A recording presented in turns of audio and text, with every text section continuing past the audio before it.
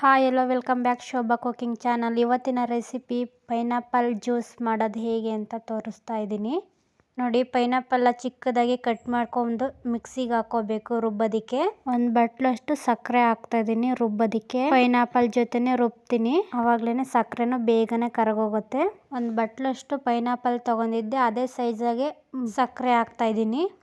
ನೋಡಿ, ನುಣ್ಣಗೆ ಗ್ರೈಂಡ್ ಮಾಡ್ಕೊಂಡಿದ್ದೀನಿ. ಈಗ ಜರಡಿ ತಗೊಂಡು ಸೋದಿಸ್ಕೋಬೇಕು ಅದನ್ನೆಲ್ಲ. ಹಾಗೆಯೇ ಕುಡಿಯೋದಿದ್ರೆ ಒಂದು ಸ್ವಲ್ಪ ನೀರು ಮಿಕ್ಸ್ ಮಾಡಿಬಿಟ್ಟು ಕುಡಿಬೋದು. ನೋಡಿ, ನೀಟಾಗಿ ಸೋದಿಸ್ಕೊಂಬಿಟ್ಟು ಒಂದು ಸ್ವಲ್ಪ ನೀರು ಹಾಕಿದ್ದೀನಿ ತೆಳುವಾಗೋದಕ್ಕೆ. ತುಂಬಾ ಗಟ್ಟಿ ಇತ್ತು ಅಂದರೆ ಎಷ್ಟು ಬೇಕೋ ಅಷ್ಟು ನೀರು ಹಾಕೋಬೋದು ಸಕ್ಕರೆ ಮೆಜರ್ಮೆಂಟಿಗೆ. ಜ್ಯೂಸ್ ಒಂದು ಸ್ವಲ್ಪ ಗಟ್ಟಿಗೆಲೇ ಬೇಕು ಅಂದರೆ ಒಂದು ಸ್ವಲ್ಪ ಕಮ್ಮಿ ನೀರು ಹಾಕೊಳ್ಳಿ. ಜಾಸ್ತಿ ತೆಳು ಬೇಕಂದ್ರೆ ಒಂದು ಸ್ವಲ್ಪ ಜಾಸ್ತಿನೇ ಹಾಕೋಬೋದು. ನಾನು ಮೀಡಿಯಮಾಗಿ ಮಾಡ್ಕೊಂಡಿದ್ವಿ. ಈ ಜ್ಯೂಸ್ ಮಾಡಿರೋ ರೆಸಿಪಿ ನಿಮಗೆ ಇಷ್ಟ ಆಗಿದ್ದಲ್ಲಿ ಲೈಕ್ ಮಾಡಿ, ಶೇರ್ ಮಾಡಿ, ಕಮೆಂಟ್ ಮಾಡಿ, ಹಾಗೆ ಸಬ್ಸ್ಕ್ರೈಬ್ ಮಾಡ್ಕೊಳ್ಳಿ. Thank you. ಒಮ್ಮೆ ಟ್ರೈ ಮಾಡಿ.